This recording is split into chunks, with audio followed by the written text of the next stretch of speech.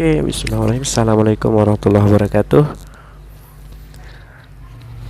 Apa kabar teman-teman semua? Semoga selalu dalam keadaan baik-baik saja.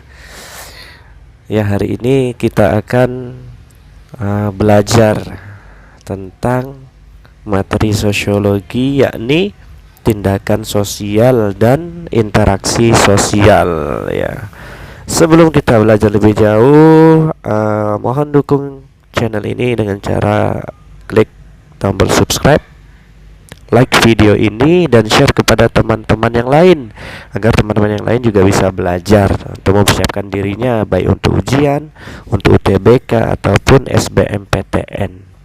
Baiklah, kita akan langsung ke materi tindakan sosial dan interaksi sosial. Ya, yang kita pelajari kali ini adalah mulai dari definisi, bentuk tindakan sosial, definisi interaksi sosial, syarat, ciri, faktor pendorong, dan jenis interaksi sosial. Di mana ada dua, nanti ada asosiatif dan disosiatif.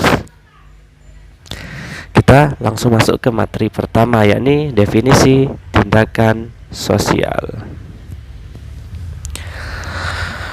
Ahli yang kita ambil kali ini adalah seorang ahli bernama Max Weber.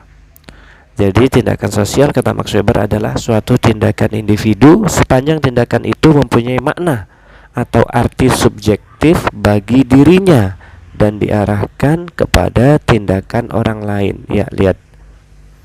Kita bicara tentang tindakan sosial. Ingat, sosial berarti di situ lebih dari satu.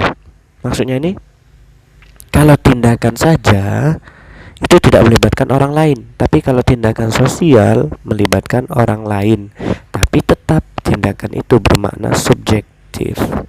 Ya, misal ada orang yang berada di halayak umum, ya, ini orang. Nah, dia ketika berada di depan, dia memegang pulpen atau spidol.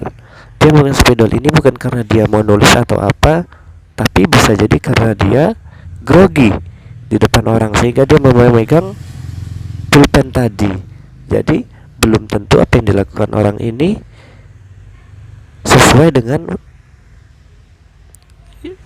apa yang orang lain katakan. Bisa jadi ya karena dia bermakna subjektif, ya tergantung dia mau gunakan spidol ini sebagai biar dia gak grogi, atau spidol ini buat mainan saja, atau spidol ini buat melempar orang, ya nggak tahu, karena makna tindakan sosial itu punya arti subjektif, tergantung pelakunya. Oke, lanjut. Nah, lanjut ke jenis tindakan sosial, masih dari Max Weber. Yang pertama ada tindakan rasional instrumental. Jadi ada dua, ya. Rasional ada dua. Yang atas ini tindakan rasional, yang ini yang bisa dibilang irasionalnya. Tindakan rasional instrumental, tindakan yang mempertimbangkan kesesuaian antara tujuan dengan cara mencapainya. Kalau teman-teman semua pengen masuk ke universitas yang bagus, ya, misal masuk UI atau apa, caranya gimana? Ya belajar yang tekun, kemudian rajin mengulang soal, kemudian ibadah, berdoa, dan lain-lain. Itu rasional instrumental. Antara cara dan tujuan itu sesuai. Tapi tindakan kedua adalah tindakan rasional yang berorientasi nilai, di mana tindakan ini mempertimbangkan nilai baik dan benar dengan tidak memperhatikan tujuan. Ya, ketika orang memberi, bersedekah, membantu orang lain, maka di situ ada nilai yang dianut atau yang dipercaya oleh orang tersebut. Ketika kita memberi, kita yakin bahwa nanti kita akan diganti yang lebih baik lagi. Nah, itu kalau menggunakan tindakan yang kedua. Nah, jadi misal gini nih, misal ini kalian punya uang 50.000. Kalian ingin pergi ke counter buat ngisi paket deh. Ya, di jalan, di perjalanan, belum sampai counter, di depan counter itu ada ibu-ibu sama anaknya mengemis, sudah 3 hari belum makan, ya. Nah, kalau kalian menggunakan tindakan pertama, rasional instrumental, maka kalian akan melakukan dengan apa yang kalian rencanakan dari awal, yaitu kalian datang ke counter, beli paket. Tapi ketika kalian menggunakan tindakan kedua, maka kalian akan memberikan uang itu kepada ibu-ibu tadi, karena kalian percaya bahwa ketika kalian memberi, maka kalian akan mendapatkan nilai yang lebih, ya. Jadi gitu ya. Jadi nanti untuk membedakannya antara rasional instrumental dengan rasional berorientasi nilai itu tujuan dan caranya, ya. Oke. Kemudian yang ketiga ada tindakan tradisional. Tindakan tradisional ini tindakan yang biasanya tuh sifatnya turun temurun, ya, misal tradisi, ya, ini misal sedekah laut dan lain-lain, itu tindakan tradisional. Kemudian ada tindakan afektif, yang artinya tindakan ini menggunakan emosional atau perasaan sehingga tidak bisa juga diungkapkan, ya, makanya dia termasuk tindakan yang irasional, yang bawah, ya, irasional. Misal tindakan afektif, kenapa kamu benci dia? Ya nggak ada, saya benci aja. Kenapa kamu kok bisa suka sama dia? Ya nggak bisa dijelasin karena itu perasaan, ya. Nah itu makanya dua tindakan ini masuk dalam tindakan yang irasional. Jadi ada dua rasional, dua irasional. Diingat lagi ya teman-teman, ya. Oke. Nah lanjut ke interaksi. Kalau tadi tindakan itu melibatkan orang lain tapi belum ada timbal balik, kalau interaksi sudah, ya. Nah, jadi kita berinteraksi dengan orang lain, jadi sudah namanya interaksi, dimana interaksi ini kata kuncinya adalah hubungan timbal balik yang saling memengaruhi, terjadi antara individu dengan individu yang pertama. Kemudian ada individu dengan kelompok, misal guru mengajar, atau kelompok dengan kelompok, pertandingan, ya, antara tim dengan tim. Nah ini adalah contoh dari interaksi sosial. Selanjutnya syarat interaksi sosial ada dua, yaitu kontak dan komunikasi. Dengan kontak sosial itu ada dua jenis. Pertama ada primer, kedua sekunder. Kontak primer gimana? Kontak yang tatap muka. Sedangkan kontak sekunder, kontak yang tidak tatap muka. Kontak sekunder ini terbagi lagi teman-teman menjadi dua, yakni kontak sekunder langsung dan sekunder tidak langsung. Kalau sekunder langsung menggunakan media, tidak langsung menggunakan pihak ketiga. Misal kontak sosial primer tadi tatap muka, ini contohnya, ya. Ngobrol, STSW, satu tempat satu waktu. Jadi satu tempat satu waktu, kontak primer. Kontak sekunder langsung, beda tempat satu waktu. Misalnya telepon, video call, kemudian apa sekarang, ya, macam-macam, Zoom. Nah itu beda tempat tapi satu waktu. Ini sekunder langsung. Sekunder tidak langsung sudah beda tempat, beda waktu. Contohnya apa? Contohnya mengirim surat, ya. Surat ini dikirim ke pos, kemudian pos mengirimkan lagi ke orangnya. Orangnya pun nggak langsung menerima, harus dibaca dulu, ditulis dulu, kemudian dikirim lagi. Ini lagi banyak menggunakan pihak ketiga. Jadi itu tadi perbedaan kontak primer, sekunder langsung dan sekunder tidak langsung. Syarat kedua adalah komunikasi. Komunikasi memiliki 5 unsur. Nah, tapi 4 unsur utama, 1 unsur tambahan. Yang pertama ada komunikator. Komunikator adalah penyampai pesan, ya. Komunikan, penerima pesan. Apa yang disampaikan? Pesannya. Kemudian apa yang dilakukan komunikan? Memberikan respon, feedback, timbal balik. Bisa jadi menggunakan media kalau dia menggunakan sekunder langsung, ya. Jadi dari si ini komunikator, dia menyampaikan pesan, komunikan membalasnya. Nah, media ini kalau menggunakan sekunder langsung ya. Bisa ya teman-teman ya, untuk syarat ada dua, kontak dan komunikasi. Kemudian ada ciri interaksi sosial. Oke. Pertama, pelaku itu dua orang atau lebih. Jelas, karena interaksi sosial yang artinya sudah melibatkan dua orang atau lebih. Jadi ini nggak berlaku kalau teman-teman misal ada individu yang berbicara dengan tiang listrik. Apakah itu sebuah interaksi sosial? Enggak. Itu tindakan saja ya. Kalau dia berbicara dengan orang terus dikacangin, itu tindakan sosial. Tapi kalau dia berbicara dengan orang kemudian dapat jawaban, itu baru interaksi sosial. Ingat ya, ada tindakan sosial, ada interaksi sosial. Yang pertama syarat tadi dua orang atau lebih. Oke. Yang ketiga ada dimensi waktu. Artinya dimensi waktu apa? Interaksi ini biar terjadi, biar sempurna, maka ada dimensi waktu di dalamnya. Misal teman-teman ngechat ya, chat WA, kemudian centang 2 tapi nggak biru-biru ya, kemudian dibalas sekitar 1 bulan lagi. Nah, interaksi ini bisa dikatakan gagal. Kenapa? Karena dimensi waktunya terlalu lama ya. Jadi biasanya interaksi sosial ini dimensi waktunya ya tidak terlalu lama ya, kecuali tadi yang sekunder tidak langsung.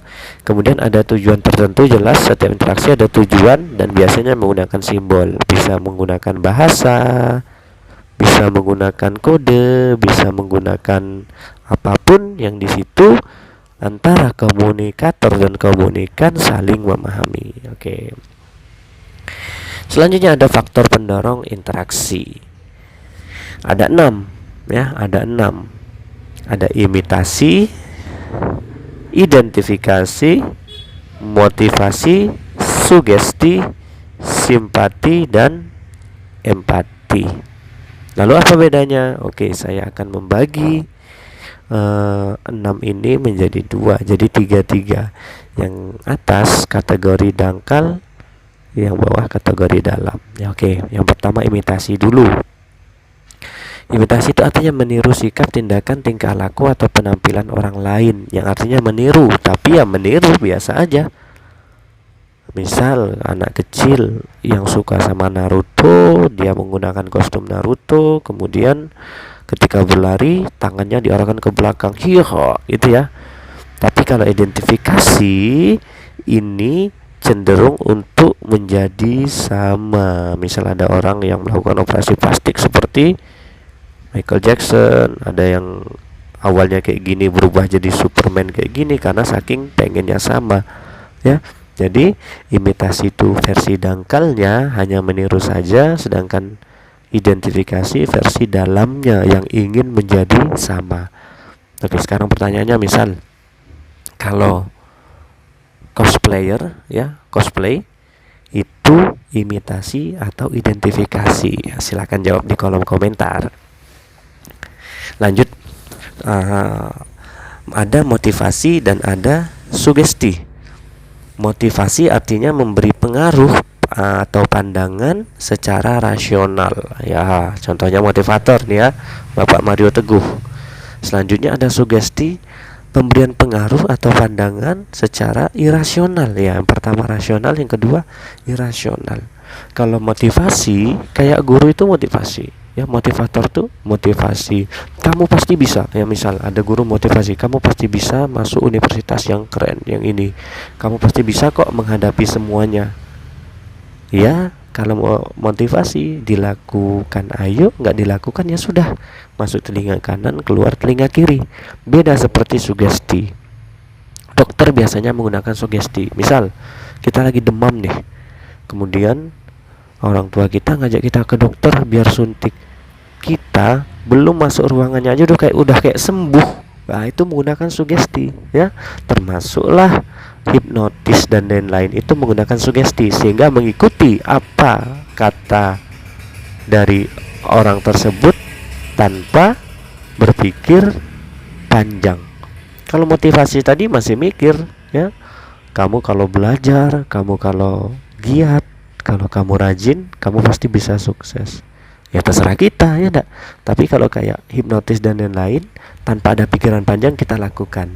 Jadi motivasi versi dangkalnya, sugesti versi dalamnya. Oke. Kemudian ada simpati dan ada empati. Kalau simpati, suatu proses seseorang merasa tertarik dengan orang lain. Empati, ketertarikan juga, tapi dibarengi dengan perasaan mendalam serta ada aksi. Maksudnya gimana? Oke, ketika mendengar kabar misal saudara kita di Palu kemarin terkena tsunami, kalau simpati paling cuman buat status, buat story, kemudian mengucapkan belasungkawa dan lain-lain. Kalau menggunakan empati, wah itu apa namanya nih, turun ke jalan, kemudian mengadakan donasi, menjadi relawan, ada aksi di situ ya. Ketika mendengar teman yang belasungkawa, kalau cuman simpati, cuman ngiripin pesan aja, sabar ya teman dan lain. Tapi kalau empati, datang beri support, menghibur dan lain-lain. Jadi ada aksi kalau di empati. Jadi simpati dangkalnya, empati dalamnya. Oke, jadi teman-teman bisa ya. Jadi ada 6 tadi, 3 dangkal dan 3 dalam. Oke. Selanjutnya kita ke bentuk-bentuk interaksi sosial. Yang pertama ada interaksi yang asosiatif mengarah kepada persatuan dan disosiatif mengarah kepada perpecahan. Asosiatif terdiri dari 4, nanti ada kerjasama, ada akulturasi, ada asimilasi, dan ada akomodasi. Nanti disosiatif ada persaingan atau kompetisi, ada kontravensi, dan ada konflik. Oke, yang pertama yang asosiatif dulu nih. Asosiatif itu ada 4 tadi. Pertama ada kerjasama, bentuknya ada bargaining. Bargaining apa artinya? Tawar menawar. Misal di antara pembeli dengan pedagang, ya ada kerjasama untuk menentukan harga suatu barang. Itu kooptasi namanya. Awalnya 50.000, Bu mahal banget 50.000, 2.000 ya. Wah, itu bargaining. Nah, selanjutnya itu ada kooptasi ya. Jadi kooptasi ini adalah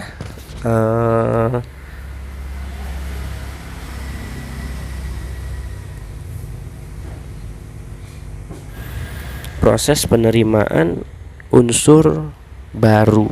Maksudnya gimana? Misal nih, UN dihapuskan, USBN dihapuskan diganti dengan UNBK. UNBK dihapuskan diganti dengan ANBK sekarang. Nah, itu semua ada proses kooptasi, di mana ketika terjadi perbedaan kepemimpinan dan perbedaan aturan, maka terjadi juga perubahan. Oke. Yang ketiga ada koalisi. Koalisi ini berkaitan dengan politik ya. Jadi kerjasama partai, persatuan antar partai itu dinamakan koalisi. Selanjutnya ada joint venture. Joint venture ini kerjasama dalam bidang ekonomi. Bentuk kedua dari interaksi asosiatif yakni akulturasi. Akulturasi itu apa? Dua budaya atau lebih, yang dua budaya itu bergabung tapi tidak menghilangkan salah satu dari budayanya dengan rumus A plus B sama dengan AB ya. Tapi kalau asimilasi, A plus B sama dengan C. Beda ya. Di sini A sama B-nya masih ada, artinya unsur lamanya masih ada, sedangkan yang C unsur lamanya nggak ada, A dan B nggak ada, berubah jadi C ya. Ini akulturasi ya. Ini Hindunya masih ada, Islamnya ada. Kalau asimilasi ini contohnya perkawinan ya, misal bapak suaminya bule, ibunya dari ini, maka akan menghasilkan budaya yang baru. Yang keempat dari interaksi asosiatif yakni akomodasi. Akomodasi apa? Cara untuk menyelesaikan konflik.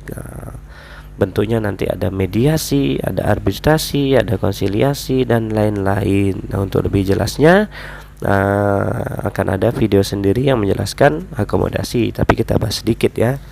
Mediasi ini menggunakan pihak ketiga ya, tapi pihak ketiga itu setara. Arbitrasi menggunakan pihak ketiga, tapi pihak ketiganya posisinya lebih tinggi. Oke.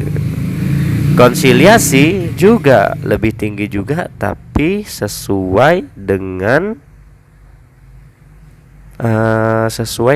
fungsinya. Misal kalau mediasi, kalian sama teman sebangku kalian ribut kelahi gitu ya. Kalau mediasi yang menyelesaikan adalah ketua kelas. Kalau arbitrasi yang menyelesaikan adalah wali kelas. Sedangkan konsiliasi yang menyelesaikan adalah guru BK ya, bimbingan konseling, konsil. Nah, jadi sama-sama pihak ketiga tapi berbeda dari pihak ketiganya posisinya. Begitu juga dengan stalemate. Stalemate ini kondisi sama kuat, jadi selesai sendiri itu konflik. Kemudian ada segregasi. Segregasi artinya penghindaran. Misal kalian lagi kesal sama anak kelas sebelah, jadi kalian ke kantin gak mau lewat kelas itu, karena nanti kalau lewat kelas itu kalian jadi emosi ketemu sama dia, jadi lebih baik lewat jalan lain.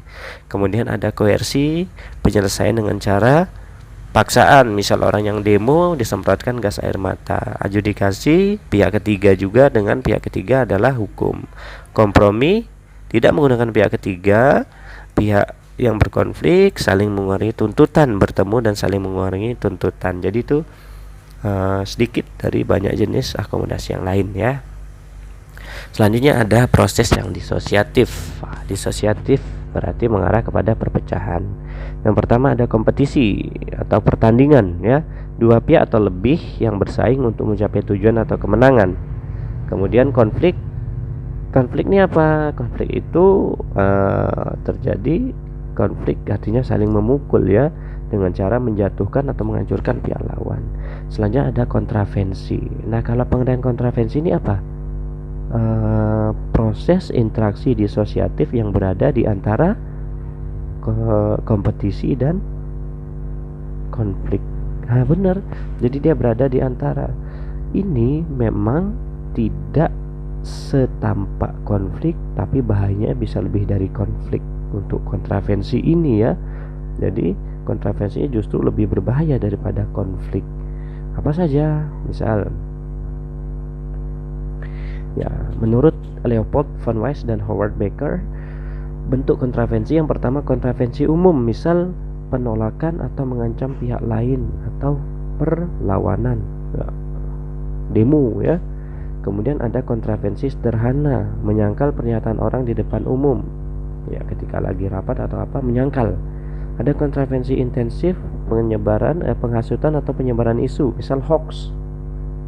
Selanjutnya ada kontravensi rahasia, misal pembocoran rahasia ya. Kemudian terakhir ada kontravensi taktis, yakni mengejutkan pihak lain, provokasi dan intimidasi, misal mengadu domba ya gitu. Nah, jadi ini jenis kontravensi. Jadi kontravensi ini lebih berbahaya daripada konflik, karena konflik kelihatan, kontravensi enggak ya. Oke, jadi itu adalah materi tentang tindakan dan interaksi sosial. Jadi semoga teman-teman memahami materi ini dan bisa membantu teman-teman nanti untuk mempersiapkan diri, baik untuk ujian, untuk SBMPTN, untuk UTBK dan lain-lainnya. Oke, terima kasih. Sekian dari saya. Jangan lupa sebelum tutup video ini, support channel ini dengan cara klik tombol subscribe, like, komen, dan share kepada teman-teman yang lain biar bisa kita semua belajar bersama. Terima kasih. Assalamualaikum warahmatullahi wabarakatuh.